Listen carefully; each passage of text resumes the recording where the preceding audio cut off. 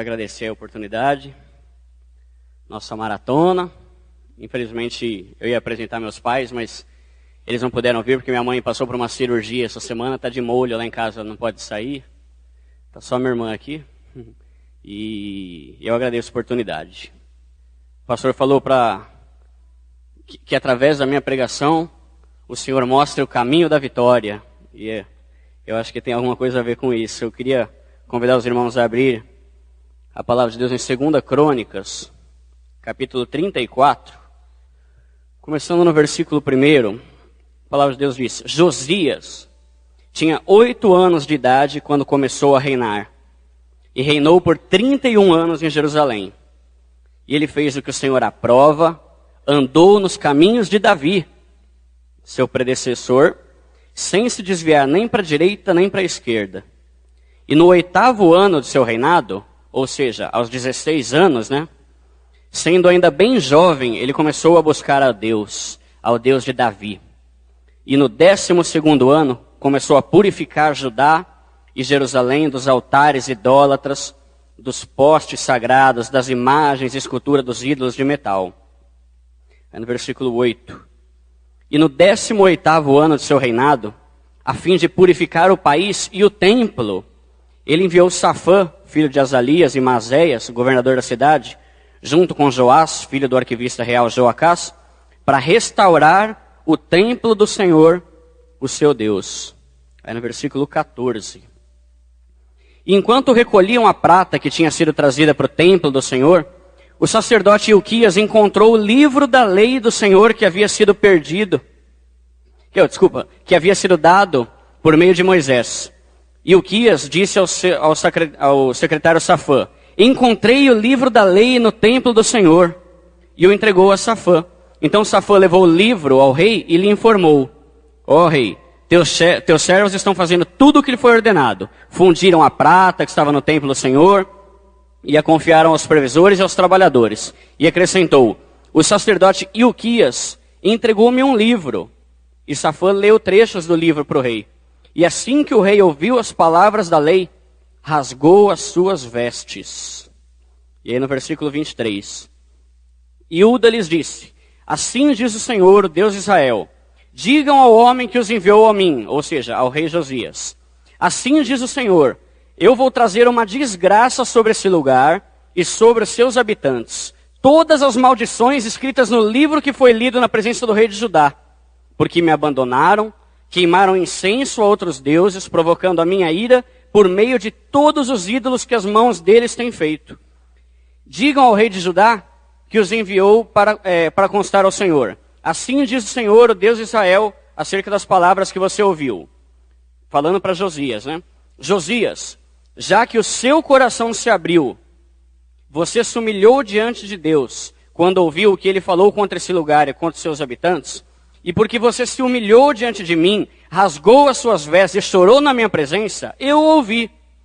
Portanto, eu te reunirei aos seus antepassados, e você será sepultado em paz. Seus olhos não verão a desgraça que trarei sobre esse lugar e sobre os seus habitantes. Então eles levaram a resposta a Josias, e em face disso, o rei convocou todas as autoridades de Judá, de Jerusalém, subiu ao templo do Senhor, acompanhado por todos os homens de Judá, todo o povo de Jerusalém, os sacerdotes, os levitas, todo o povo, do mais simples ao mais importante. Para todos, o rei leu em voz alta todas as palavras do livro da aliança que havia sido encontrado no templo do Senhor. Ele tomou o seu lugar e na presença do Senhor fez uma aliança, se comprometendo a seguir ao Senhor e a obedecer de todo o coração e de toda a sua alma aos seus mandamentos e aos seus testemunhos e decretos, cumprindo as palavras da aliança escritas naquele livro. Amém. Bom, irmãos, eu li aqui alguns versículos que falam sobre a história do rei Josias, rei de Judá. Josias, ele foi neto de Manassés e filho de Amon. Provavelmente 2 dos piores reis de todos, que houve ali no reino de Judá.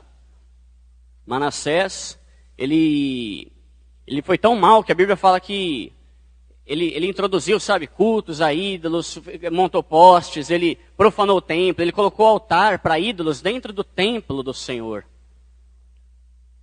E isso deve ser intragável para Deus, sabe? Imagina alguém, sei lá, sacrificando ou fazendo uma macumba aqui em cima do púlpito. Foi mais ou menos isso que ele fez. Ele profanou o templo, trouxe desgraças, muitas desgraças, está no capítulo anterior aqui, nos 2 capítulos anteriores. E era um homem que não era referência de nada, a não ser de maldade, de perversidade, de corrupção, de idolatria. E aí ele morreu, aí passou um tempo,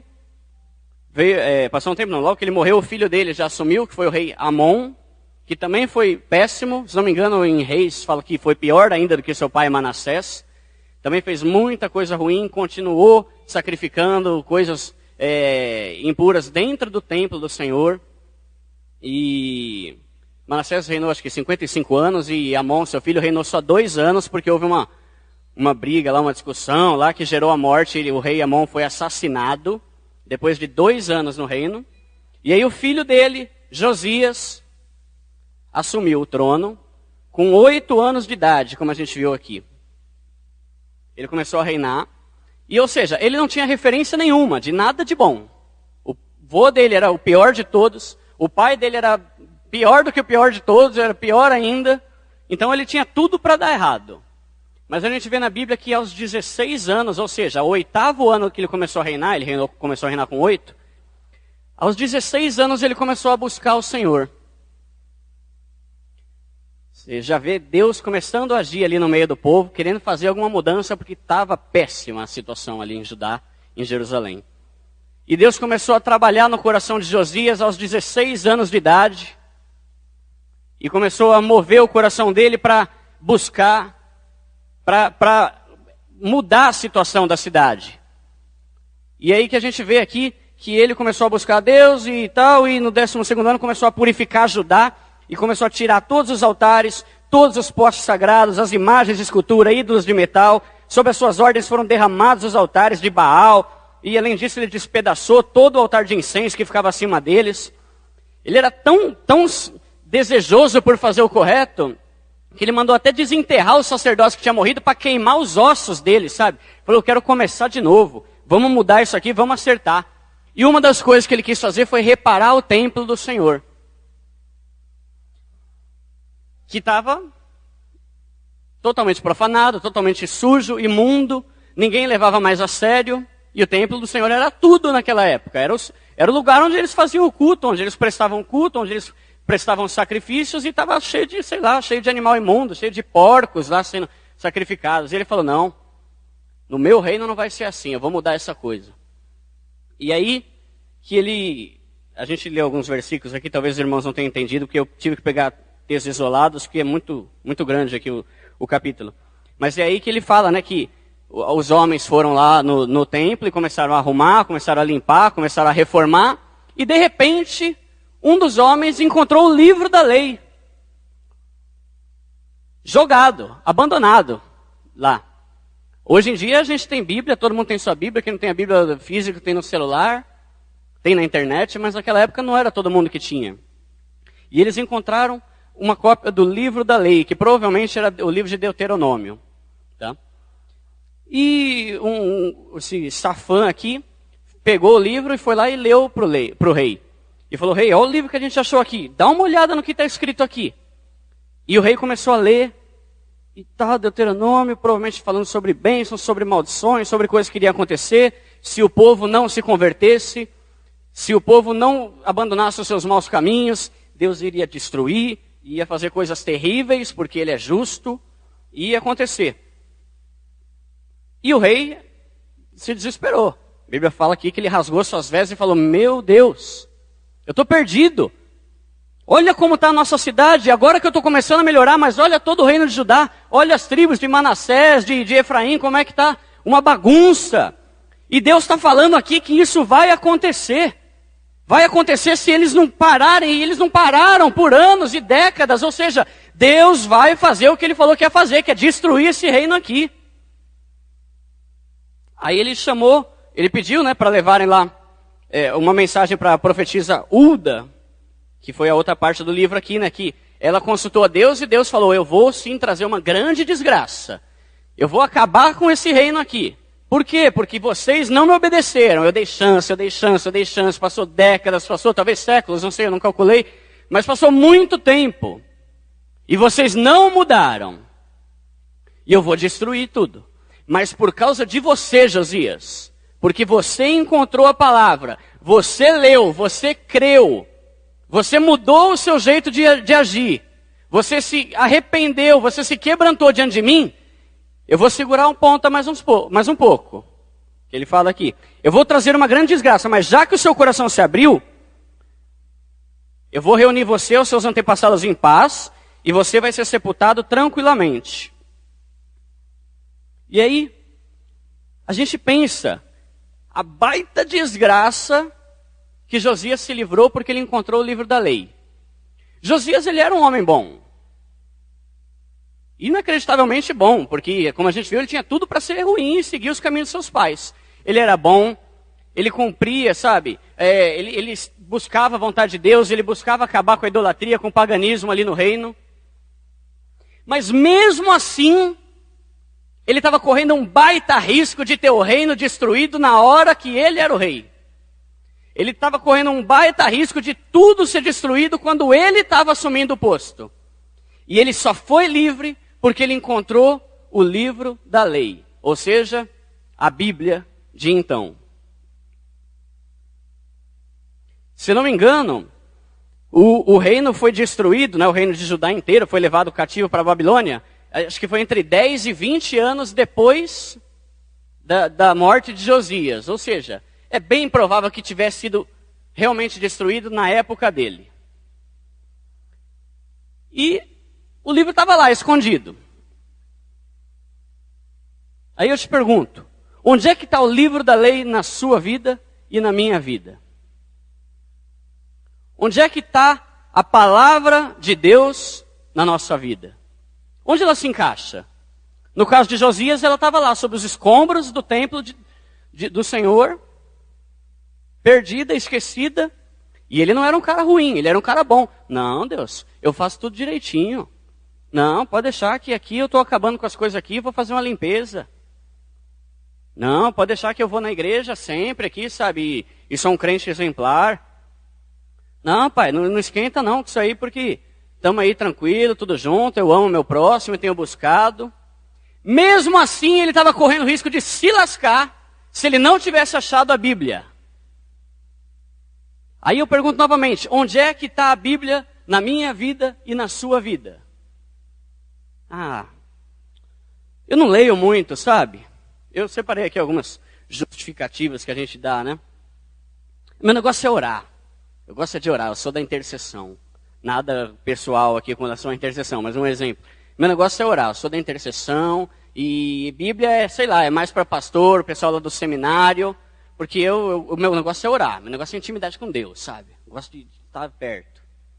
Não, mas eu não gosto de ler, Duda. Deus sabe que eu não gosto, verdade, nem jornal eu leio, acredita em mim, cara, eu não leio, eu não gosto de ler nada. Filho, você vai ter que mudar. Assim como eu tenho que mudar e tenho que ler mais.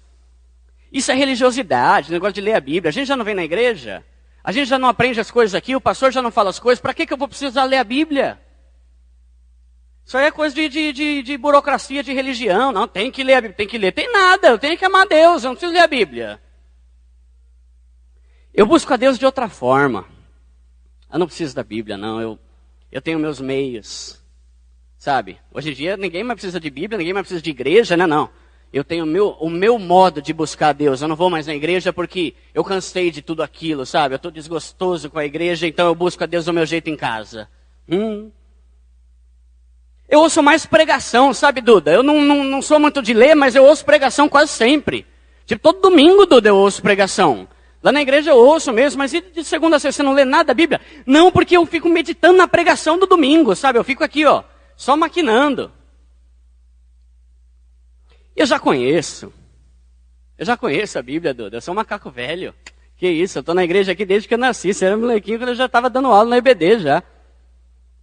Eu já sei a Bíblia. E para que eu vou ler a Bíblia? Essa Bíblia fala, tudo se resume a amar a Deus e amar o próximo. Então tá bom demais. Eu amo a Deus e eu amo o próximo. A gente precisa ler a Bíblia, irmão. Acredita em mim. Eu vou ler alguns versículos aqui, mas antes eu só queria falar uma frase de Lutero que eu gosto muito. Eu falei aqui, né, sobre gente que ouve pregação. Eu não leio a Bíblia porque eu ouço pregação. Eu não leio a Bíblia porque Deus me revela as coisas de outra forma. Eu não leio a Bíblia porque eu estou fazendo discipulado com um amigo e ele está me ensinando tudo. Olha a frase que Martinho Lutero falou. Eu fiz uma aliança com Deus. Pai, não me mande mais nenhuma visão. Não me mande mais nenhum sonho. Eu não quero ver nenhum anjo. Mas pelo amor de Deus, nunca me separe das Sagradas Escrituras. Porque são elas que me dão instrução abundante e tudo que eu preciso para viver a vida que o Senhor deseja que eu viva. Cara, eu amo essa frase. Deus, eu não quero saber mais. Tudo isso é bom? É lógico que é bom. Mas eu meio que imagino ele revoltado. Se não me engano, ele falou isso quando ele estava preso. Ele falou, Deus, eu não quero saber de pregação. Eu não quero saber de fulano dando palpite. Eu não quero saber de nego dando revelação para mim aqui, cara falando que teve visão. Eu quero a tua Bíblia, porque ela é infalível. O homem falha, pregador fala besteira, o Duda fala errado as coisas lá, mas a tua palavra não falha. É ela que não volta vazia, não é o homem, não é a voz do homem que não volta vazia. A gente precisa voltar à palavra, irmãos. A gente precisa muito. Sabe, no acampamento dos adolescentes eu estava falando sobre as coisas ridículas que estão falando nos púlpitos. Sabe, coisa de, Deus que me perdoe, mas vassoura ungida. Sabe, vassoura ungida. A campanha é para você ganhar vassoura ungida para Deus fazer a limpeza na sua casa. Aí você pensa, não, peraí, mas tem que ser muito besta, com perdão da palavra, tem que ser muito besta para cair numa dessa aí de que existe a vassoura ungida pelo Espírito Santo para limpar a minha casa espiritualmente. Mas, na igreja que está pregando isso, tem advogado, tem pastor, tem engenheiro, tem gente de todo quanto é tipo de grau de conhecimento, de intelecto, e está caindo nessa. Por quê? Porque não lê a Bíblia. O que a Bíblia fala em Oséias? Oséias 4:6, né?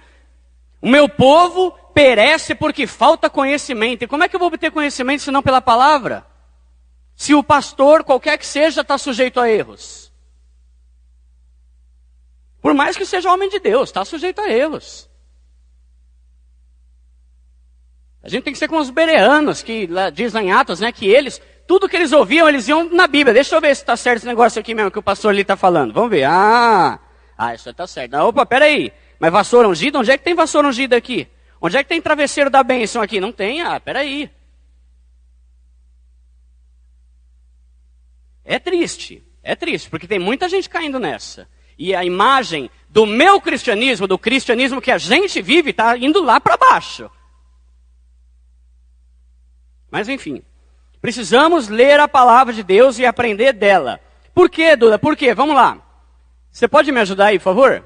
Tiago 1:22. Porque Deus mandou. Porque Deus mandou.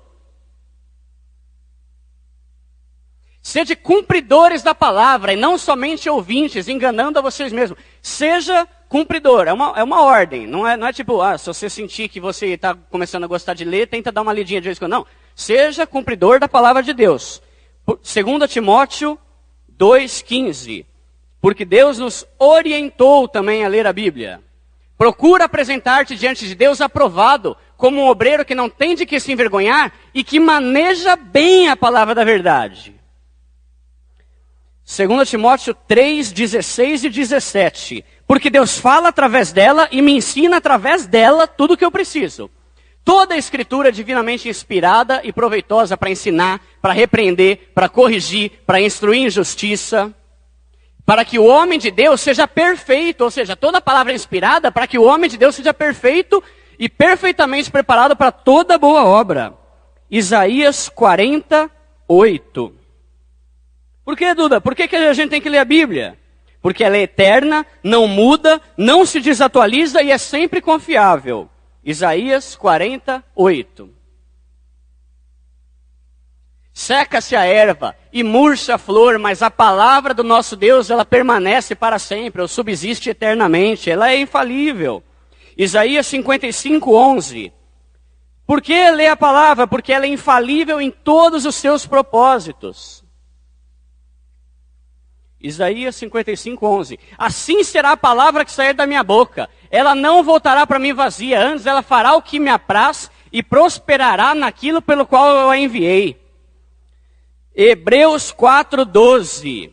Duda, por que eu preciso ler a Bíblia? Pelo amor de Deus, fala para mim por quê. Porque ela é viva e eficaz. Hebreus 4:12. Porque a palavra de Deus, ela é viva, ela é eficaz, ela é mais cortante do que qualquer espada de 2 gumes. Ela penetra lá dentro, até a divisão da alma e do espírito e das juntas e medulas. E ela é apta para discernir os pensamentos e as intenções do coração. Mas Duda, quais os benefícios que eu vou ter se eu viver a tua palavra? Primeiro, ela me faz vencer o maligno. Lá em Efésios 6:17 fala que a Bíblia é a espada com qual a gente vai lutar e vai vencer. Você lembra lá quando Jesus estava no deserto? Quando ele foi tentado? O que ele fez? Ele usou o quê? 38? Ele usou uma faca? Ele usou arma branca? Ele usou a palavra.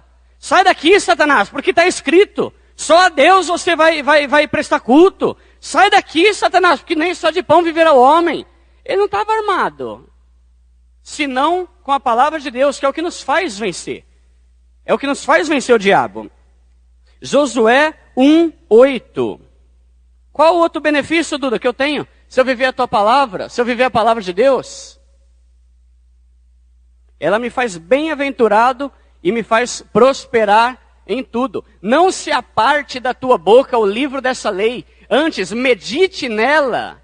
Isso aqui não era só para Josué, nem só para o fulano, nem para o cicrano, é para nós. Antes, medita nela dia e noite, para que você tenha cuidado de fazer conforme tudo quanto nele está escrito. Porque então, ela te fará prosperar o teu caminho e você será bem-sucedido. Salmo 119:98. Duda, me fala mais alguma coisa aí. Para que eu preciso da palavra? Porque ela me torna sábio. Ontem eu estava lendo um versículo, um capítulo de sabedoria, que fala que a sabedoria é o mais importante de tudo. É a Bíblia que me vai dar sabedoria. Salmo 119:98.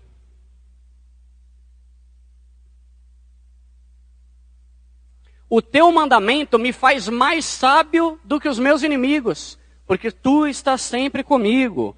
Aí perto, Salmo 119:11. É a Bíblia, o que mais que a Bíblia faz? Em que ela me ajuda? Ela me ajuda a vencer o pecado. Eu escondi a tua palavra no meu coração, Deus. Para quê? Sabe para quê, Pai? Para que eu não peque contra ti, Deus. É a tua palavra que eu escondi, não é a pregação, não é o CD de áudio lá da igreja de não sei onde. É a tua palavra que eu guardei no meu coração, porque é ela que não faz pecar contra ti. É ela que me ensina o caminho. Romanos 10:17, ela aumenta a minha fé. Oséias 4:6, ela me dá entendimento e evita que eu seja destruído. Enfim, tem vários aqui, mas eu vou ter que abreviar aqui, porque senão eu vou me perder no tempo. Um último versículo aí, por favor. Salmo 119:105. Esse é famoso.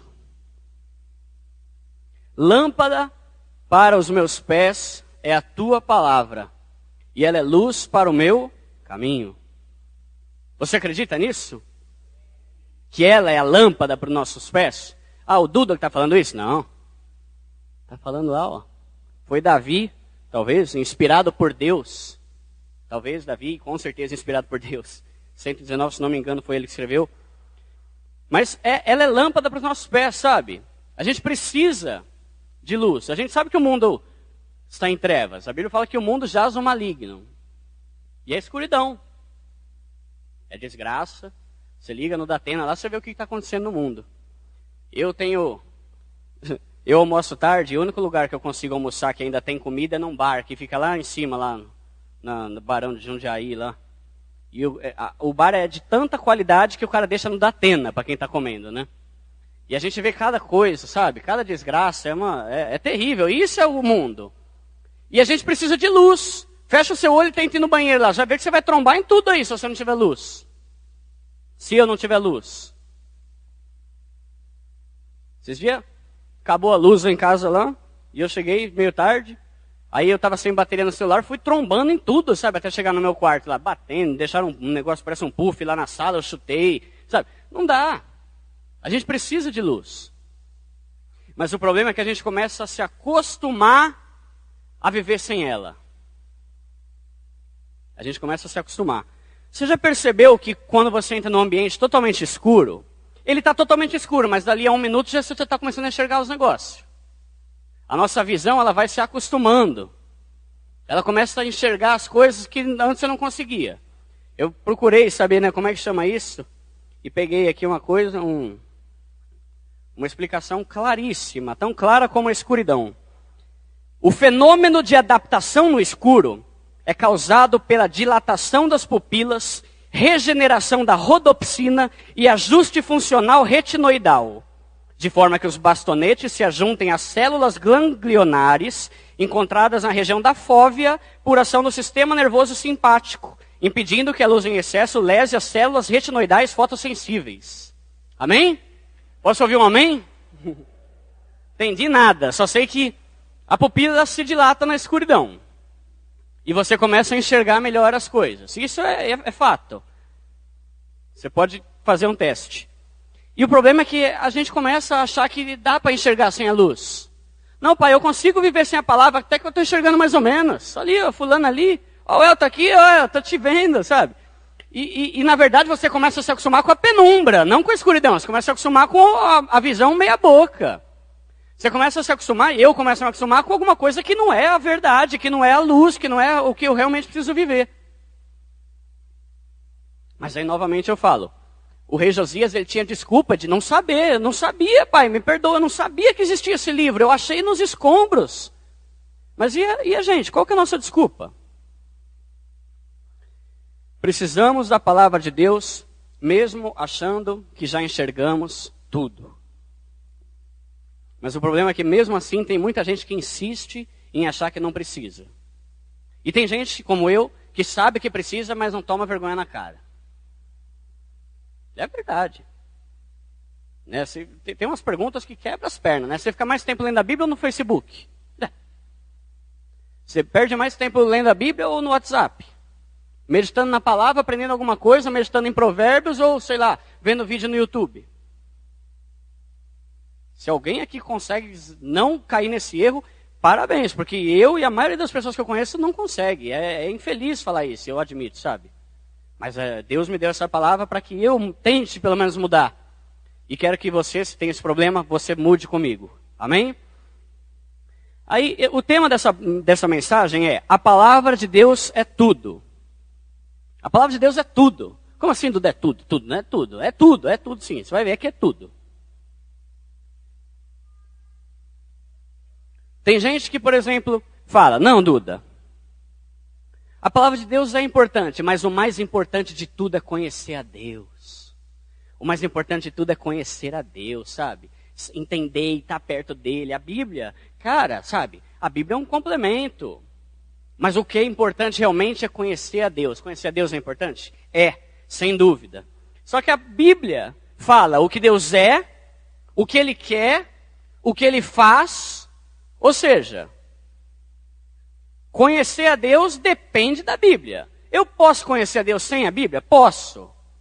Tem um monte de caso de gente na ilha, não sei de onde, no meio da Oceania, que conhece a Deus de uma forma diferente da nossa. Mas realmente, chegaram missionários lá, foram pregar a palavra, e o cara da ilha já sabia tudo. Como que é isso? Como é que Melquisedeque, por exemplo, já sabia tudo? Sabe, chegou lá para Abraão, vamos adorar a Deus. Mas como é que você conhece Deus?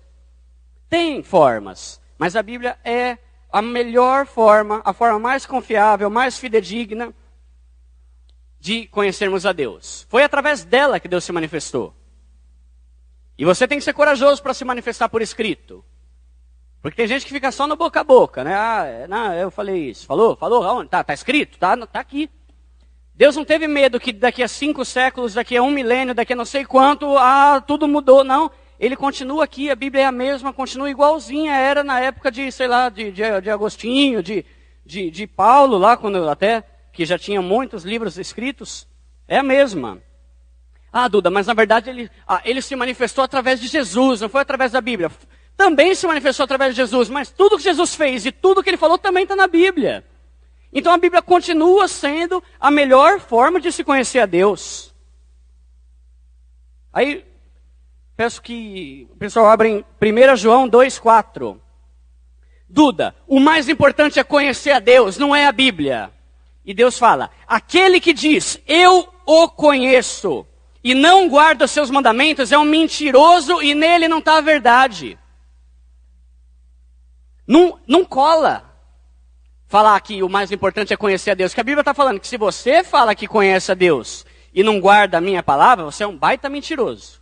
Duda, se você falar que você me conhece e não guarda a minha palavra, você é um baita mentiroso. E eu faço questão de deixar isso por escrito, tá? É mentiroso. Porque você conhece a Deus guardando os mandamentos dele. Não é através de emoções, sabe? Não é através de sentimento. Tem uma música dos Arrais, não sei se eu vou lembrar, mas alguma coisa fala assim, não fale que o conhece pelas suas ondas de fé e não pela palavra. Tem que conhecer pela palavra mesmo, sabe? Ah, eu conheço a Deus porque eu tive um arrepio e um calafrio no monte. Tá, pode ser que sim, mas a palavra de Deus é o principal meio de se conhecer a Deus.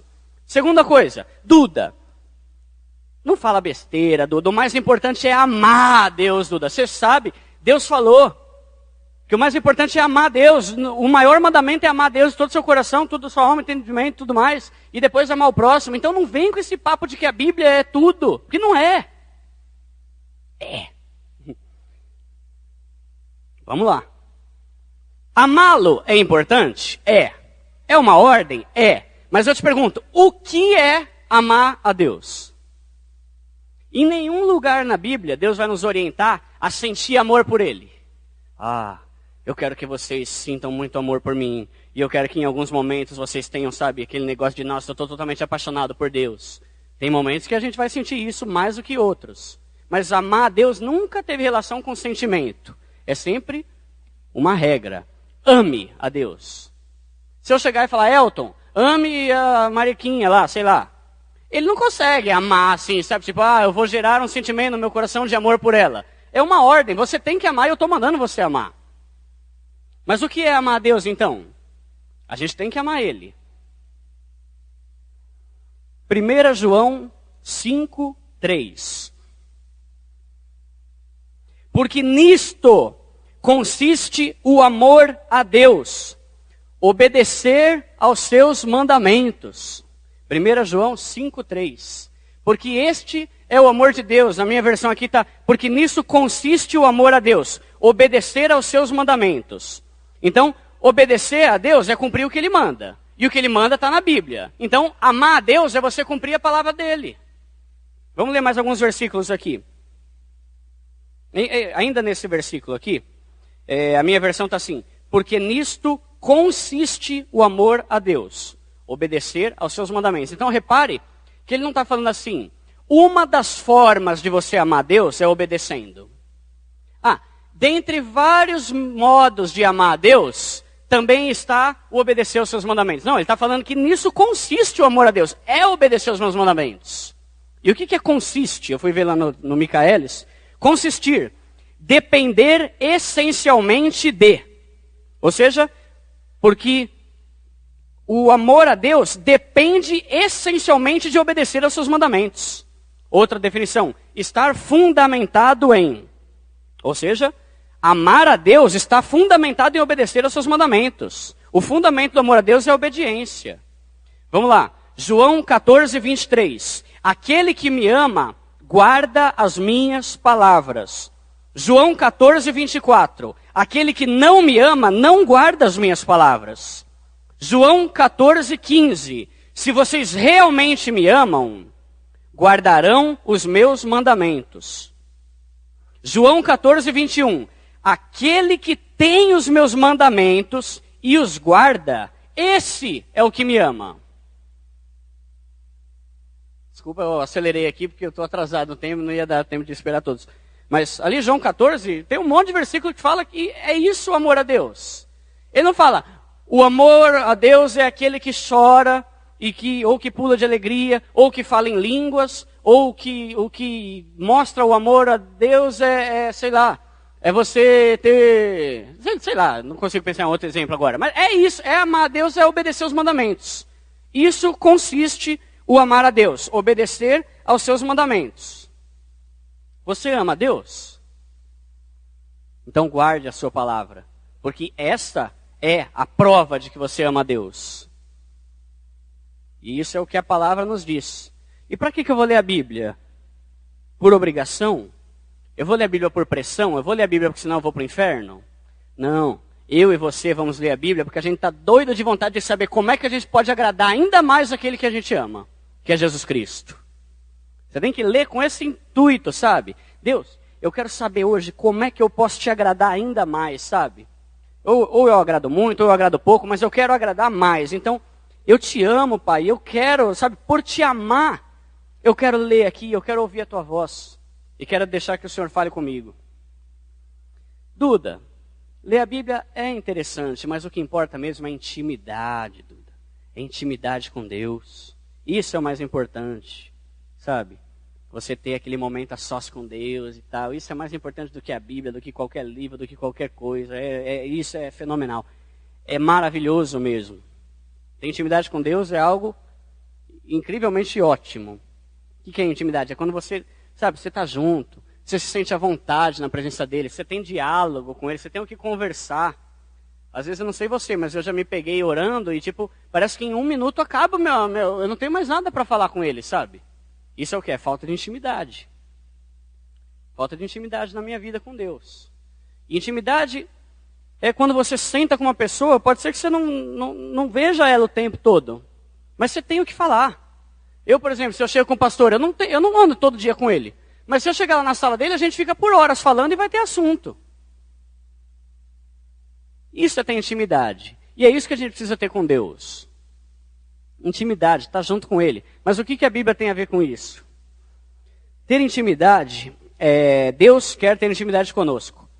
João 15,15 fala, né?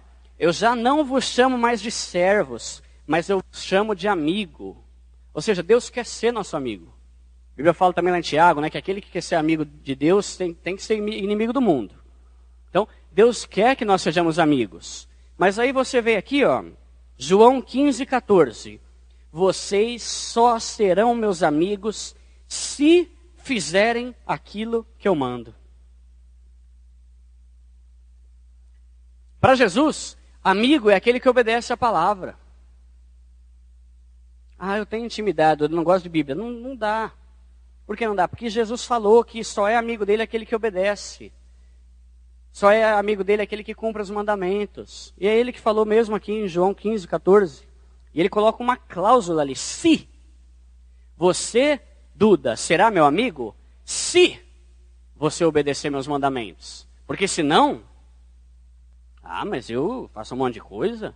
Você lembra daquele versículo lá muito pesado que fala, Jesus, no teu nome nós expulsamos demônios, falamos em línguas diferentes e fizemos isso e curamos enfermos. Aparta-te de mim, porque eu nunca te conheci. Mas como, Deus? Você não lembra aquele dia que eu expulsei um endemoniado? Não lembra aquele dia que através da oração lá, eu curei um enfermo lá? Desculpa, nunca te conheci. Por quê? Porque quem eu conheço, quem é meu amigo, quem tem intimidade comigo, é aquele que cumpre os meus mandamentos, é aquele que cumpre com a palavra. Não é aquele que cura. Não é aquele que fala em 39 línguas diferentes todo dia. Não, é aquele que cumpre a palavra de Deus. Tem um versículo lá em Salmo 25,14 que fala que o Senhor é amigo daqueles que o temem. E uma outra versão desse mesmo versículo fala, os segredos do Senhor são para aqueles que o temem. E o temor ao Senhor é visto na obediência. O que é ter temor ao Senhor? É você obedecer. Quando Abraão vai lá sacrificar Isaac, o filho dele, que Deus tinha mandado ele sacrificar, né? Quando ele está lá quase que para fazer a matar ele mesmo, para sacrificar, Deus fala, para. Tudo bem, Abraão, não precisa mais fazer, porque eu já vi que você me teme. Ou seja, o temor estava atrelado à obediência. E os segredos do Senhor, é divertido não, é interessante você pensar, né, que Deus tem os segredos, né? Eu tenho meus segredos, eu não conto para qualquer um. Eu conto só para um ou para outro, bem próximo. Deus também tem os segredos dele. Só que ele só vai contar para aquele que é extremamente próximo e obedece a palavra dele. Eu gostaria de ser um amigo íntimo de Deus, a ponto de falar, Duda, vem cá que eu quero te contar um negócio, mas você não espalha para ninguém, porque é só nós aqui, hein? Sabe? Isso é um segredo. E ele só fala para aqueles que buscam, né? Tem gente que fala, eu sou amigo de quem gosta do que eu gosto. Ou, eu sou amigo de quem gosta sei lá, de música. Eu fiz uma postagem esses dias lá, brincando lá no Instagram, né? Eu postei uma foto do Coração Valente, o filme, né? E falei, né? Segue a foto do melhor filme da face da Terra. Se para você, Coração Valente também é o melhor filme, você automaticamente já é meu amigo. Sabe? Se você é do tipo que gosta do Coração Valente, Gladiador e Último Samurai, já dá a mão aqui que já me conquistou, sabe? Para Deus não. Para Ele, você é amigo se você obedece. Você não precisa gostar do filme tal, do esporte tal, da arte tal, você tem que me obedecer. Se você obedecer, você é meu amigo. Então a palavra de Deus está aqui para ser obedecida, para gerar amizade entre nós e Deus. Santidade. Duda, a Bíblia é bom, mas o que importa é santidade, é santificação. Isso que é o mais importante. O que adianta eu ler a Bíblia e virar as costas e pecar? Mas o fato é que se você não ler a Bíblia, você vai virar as costas e pecar. Se eu não ler a Bíblia, eu não vou conseguir ser santo, porque é ela que me mostra como ser santo. Ela que me mostra como Deus é. A palavra de Deus fala, seja santo como eu sou santo, como Deus é santo no caso. E a palavra de Deus que fala como Ele é. Santidade quer dizer separado. Deus é separado, Ele não se mistura com o pecado, sabe? Com a podridão. E a gente tem que ir na palavra para saber como que a gente pode melhorar isso. O que eu preciso fazer, Pai? Como que eu posso melhorar? O que eu preciso aprender hoje, Pai, para ser mais santo? É na palavra. Aí chega outro, sei lá, e fala, Duda, o mais importante é a oração. E esse é difícil. É mesmo. A oração é extremamente importante. A oração, teve um cara que falou que a oração é o oxigênio da alma. E é ela mesmo. É a coisa mais importante. Jesus orava muito. Vários momentos você vai ler a Bíblia nos Evangelhos, fala que Jesus subiu ao monte no final da tarde, e aí no capítulo seguinte vai falar que ele desceu de manhã. Passou a noite inteira em oração, e sozinho, sabe? Não era tipo, vamos aí galera toda aí reunida comigo, a gente leva uns instrumentos, não. Ele ia sozinho, sem nada nas mãos, e ficava a noite inteira orando. E é extremamente importante a oração. Mas você sabia que se você não lê a Bíblia, a tua oração não vale nada? Meu Deus, o que esse cara está falando? Tira ele do púlpito pela madrugada. Não vale nada a sua oração se você não obedece a palavra? Tá aí um versículo que eu nunca tinha lido na minha vida e achei sem querer. Provérbios 28, 9. Se alguém se recusa a ouvir a lei, até mesmo as suas orações serão detestáveis para mim. O que desvia os seus ouvidos de ouvir a lei, até a sua oração é abominável. Para de ficar falando, filho, eu não quero mais ouvir. Ele não está falando que até a oração ele não gosta muito. É abominável. O que é abominável? Tira essa porcaria daqui porque eu odeio isso. Forte, né? Para mim, abominável e detestável é algo assim. E é o que a gente encontra ali.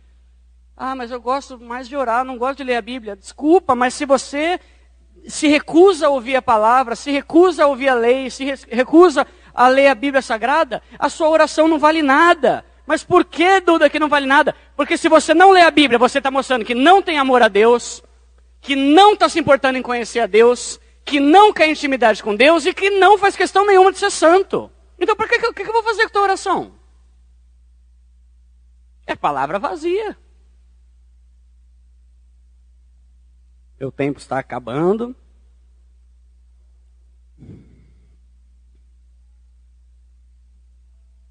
O objetivo disso aqui, e foi a minha oração, sabe, hoje. Pai, eu quero... veio muito essa frase na minha cabeça, sabe? Eu posso dar informação, mas é Deus quem pode gerar transformação. O que eu estou falando aqui talvez seja novidade para alguns, mas não é novidade para mim, por exemplo. Eu sei que eu tenho que ler a Bíblia. A maioria aqui sabe que tem que ler a Bíblia, mas por que a gente não lê?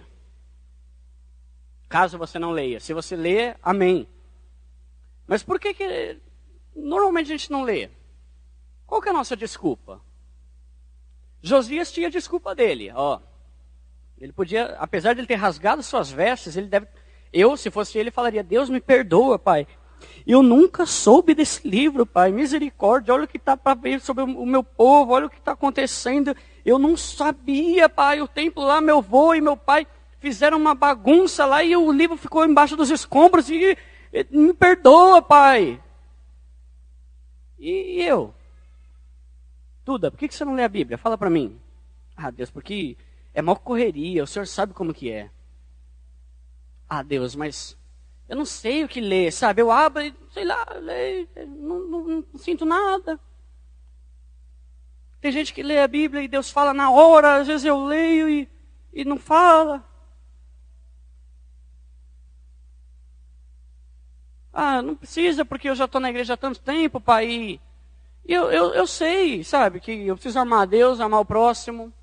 Eu sou uma pessoa boa, mas Josias também era bom. E ele ia se lascar se ele não tivesse lido a Bíblia. Talvez a gente esteja errando em algumas coisas, porque a gente está acostumado com a visão turva, sabe? Com a meia escuridão, meia luz. Ah, Pai, mas está dando para viver. A gente precisa ler a Bíblia, primeiro, porque ela é a palavra de Deus para a nossa vida, sabe? É um livro que Ele escreveu para mim e para você. E tem que ler todo dia, e tem que ler ela inteira. Tem gente que fala, não, Duda, ler inteira é religiosidade, não tem nada a ver isso. A gente tem que abrir e falar, fala comigo, Pai, e pronto. Tem que ler inteira. Você gostaria de escrever uma carta para o seu filho, uma carta bem grande, e ele não lê inteira? Fala, não, inteira é muito grande, Pai. Pelo amor, olha o tamanho dessa carta, Deus. Não quero, eu vou ler só de vez em quando, para ver se eu aprendo alguma coisa. Eu ficaria desmotivado se eu fizesse uma carta tão maravilhosa quanto essa aqui, e meu filho ficasse com um papo de que não precisa ler inteiro. Quanto livro a gente lê inteiro na vida? Tem que ler inteiro sim. Tem que ler para ouvir a voz de Deus. Quantas vezes, sabe? A gente não leu aqui que a palavra de Deus é viva e eficaz? O que quer dizer viva? Que tem vida, ela faz coisas. Ela muda a nossa vida, ela transforma situações. Dizer que ela é viva quer dizer que ela não é morta. Não é um livro, sabe? Tipo, isso aqui é uma folha morta, isso aqui não vale nada, sabe? Mas ela não, ela cumpre todo o propósito de Deus através dela. Pai, fala comigo, Pai. Eu não sei o que fazer, Pai. Eu estou numa situação que é A ou é B e eu não sei qual que eu vou. Fala comigo. De repente você abre a Bíblia e Deus dá uma resposta clara. Quantas vezes já aconteceu isso comigo? E quantas vezes não aconteceu porque eu não consultei ela? Por exemplo, comigo, Deus já me falou, sabe, muitas vezes coisas importantes através da Bíblia. Só que muitas vezes eu abri e não fez sentido nenhum. Aí eu parei de buscar a resposta na Bíblia por medo de abrir e ele não falar nada, sabe? Não sei se já aconteceu com você. Tipo, Pai, eu queria ler a Bíblia, mas dá mó medo eu abrir aqui e cair, sei lá, em Amós 2 e não tem nada a ver, sabe? Às vezes você vai ler e Deus não vai falar nada mesmo, mas talvez em outra hora aquilo caia no seu coração, no meu coração. A gente tem que ler a Bíblia para ouvir, a gente tem que ler a Bíblia para aprender. Por exemplo, você sabia que tem um provérbio que fala assim, não fica indo muito tempo na casa do seu amigo para que o pessoal não fique com raiva de você falando, caramba, esse cara não sai da minha casa. Você sabia que tem um versículo assim? Eu fiquei sabendo esses dias. Tem muita coisa na Bíblia aqui que a gente não sabe. Tá ali o Fábio que não deixa desmentir, não sai da minha casa, o menino. Brincadeira. Né? Então tem muita coisa. Você vai ler Provérbios, tem muito versículo interessante ali que fala sobre coisas da vida, coisas do cotidiano, coisas do trabalho. E a gente acha que sabe tudo só porque sabe que tem que amar a Deus e amar o próximo. A gente tem que ler a Bíblia porque a gente tem que aprender. Tem que entender, tem que ver o modo de Deus agir. Irmãos, eu estou falando isso tudo porque é o que Deus tem ministrado ao meu coração para que eu aprenda. Tá? Eu não quero, em hipótese alguma, que vocês pensem, o que está falando aí? Posso que não lê também. Pode apostar e vai ganhar, porque eu leio muito pouco. Mas eu preciso melhorar. E Deus falou isso aqui para mim porque Ele sabe que eu preciso melhorar. Então são coisas simples, sabe? Você não precisa... O ideal é que você ore por vários minutos e que você leia a Bíblia por vários minutos ou até horas. Mas se você passar 5 minutinhos ali, ou depois de acordar, ou antes de dormir, ou na hora do almoço, lê um provérbio por dia. Provérbios tem 31 capítulos. Se você ler um por dia, vai dar certinho a duração do mês. No caso, os dias que tem 31 dias, dos meses que tem 31 dias, né? Vai dar certinho, por que não? E você vai ver, eu te garanto, duas coisas. Você nunca vai se arrepender por ter passado tempo orando, e você nunca vai se arrepender por ter passado tempo lendo a Bíblia. Nunca. Você nunca vai sabe, oh, que droga, o que aconteceu? Ah, fiquei lendo a Bíblia lá, meu, em vez de jogar videogame, fiquei lendo a Bíblia. Ah, o que você fez? Ah, fiquei orando, em vez de jogar bola, fiquei orando. Perda de tempo, né? Nunca vai acontecer isso na sua vida, eu te garanto. Então, se ler a Bíblia e orar nunca é perda de tempo, por que a gente não faz? E por que a gente perde tempo com outras coisas em vez de investir nisso, né?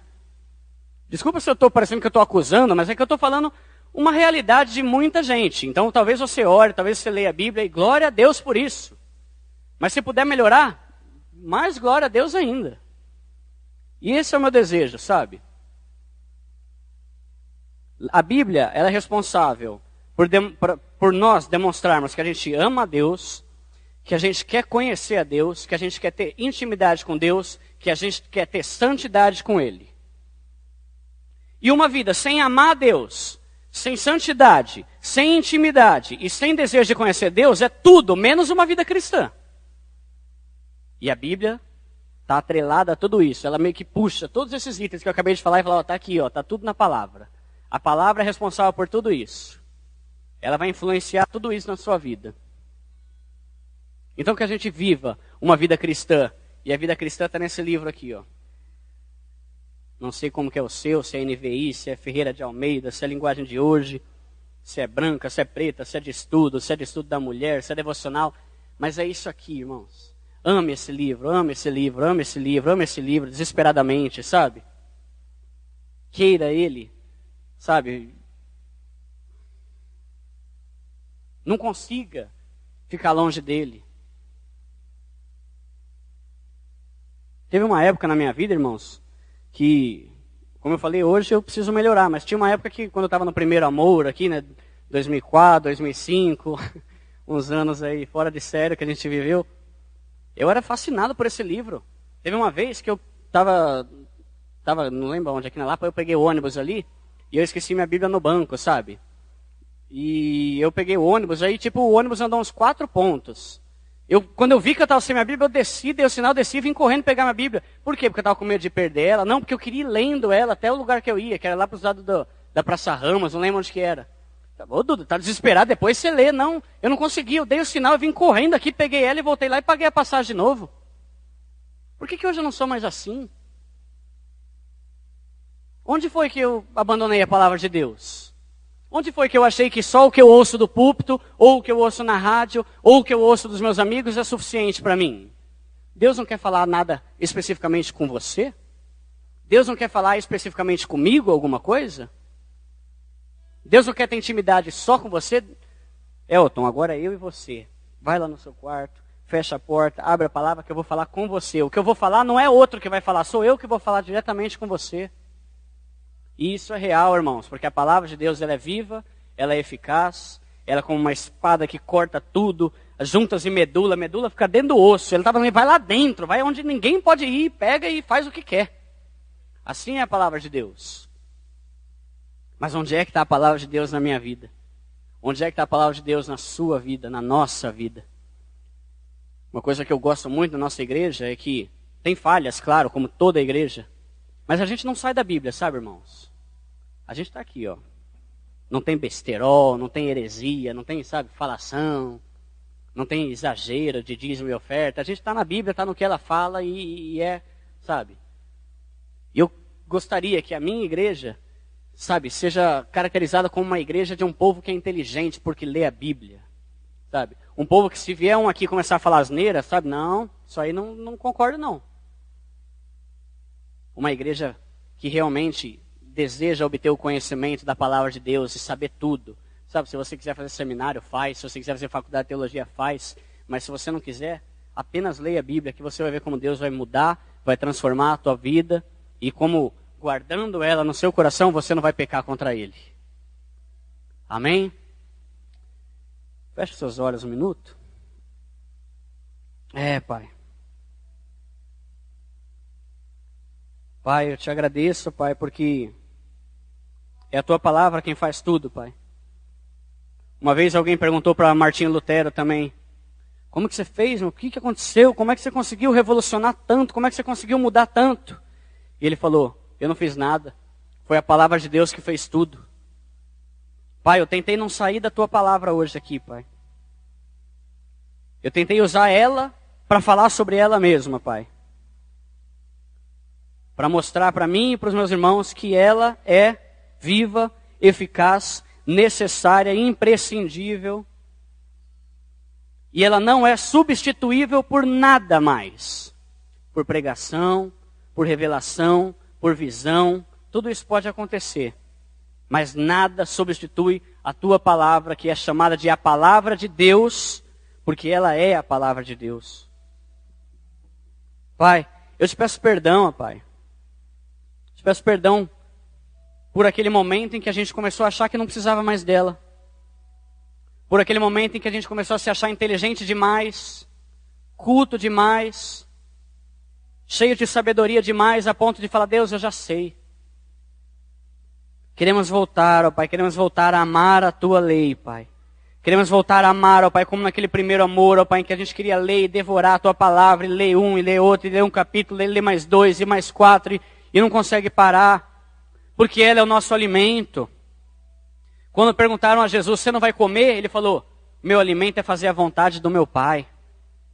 Que esse seja o nosso alimento, o alimento do nosso espírito, para que o nosso espírito não fique fraco.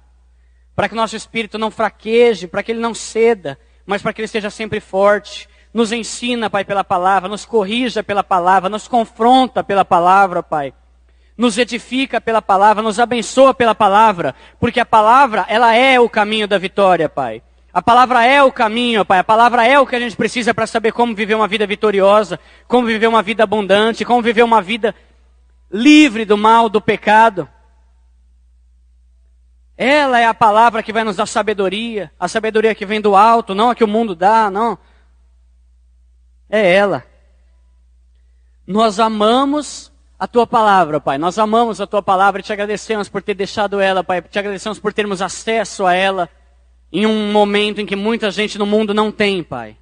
Te agradecemos, ó Pai, porque todo dia, em qualquer lugar, a gente pode ou pegar nossa Bíblia ou pegar nosso celular e ler um capítulo e falar, fala comigo, Pai. Nós te louvamos por essa oportunidade que nem todos têm, ó Pai. Que ela seja nosso alimento diário.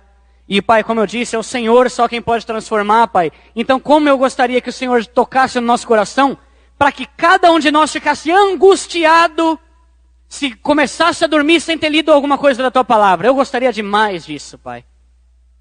Sabe, ter angústia de dormir sem ler a Bíblia. Aumenta o nosso amor, aumenta o nosso desejo pela Tua palavra. Aumenta, Pai, a nossa fome por conhecer os Seus caminhos, os Seus mandamentos, ó Pai. E as Suas promessas, porque a palavra também tem muita promessa boa, que às vezes a gente nem sabe e acaba não se apegando. Nós te louvamos, ó Pai, pela Tua palavra, porque ela é tudo, Pai. Ela é tudo, a palavra é tudo. E nós queremos depender dela e viver uma vida que mostra dependência pela Tua palavra, Pai. Em nome de Jesus, amém.